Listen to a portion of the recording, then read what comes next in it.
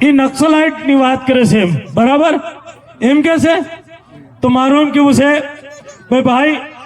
રાજસ્થાન પેદા થયું 1956 મધ્યપ્રદેશ પેદા થયું 1956 અને મહારાષ્ટ્ર પેદા થયું 1956 ને ગુજરાત કવળા પેદા થયું 1960 બરાબર વાત સાચી ખોટી કેટલા જણાને ખબર હે હવે મારું એમ કેવું છે કે આ 4 રાજ્ય 3 બન્યા 1956 અને 1 બન્યું 1960 એના પહેલાના ઇલાકાનું શું નામ હતું ભીલ સ્ટેટ ભીલિસ્તાન ભીલ પ્રદેશ સમજી ગયા તો આ લોકોએ આ સરકારોએ આપણા માથે શાસન કરવા બદલે જેમ રાજસ્થાનની બોર્ડર ક્રોસ કરો તો ભીલ આદિવાસીઓ રહેશે એમને અહીંયા ગુજરાતમાં જેમ એન્ટ્રી મારીએ ભીલ આદિવાસી રહેશે અને દાહોદની પેલી બાજુ જઈએ એમપીમાં તો ભીલ આદિવાસી રહેશે એમને જે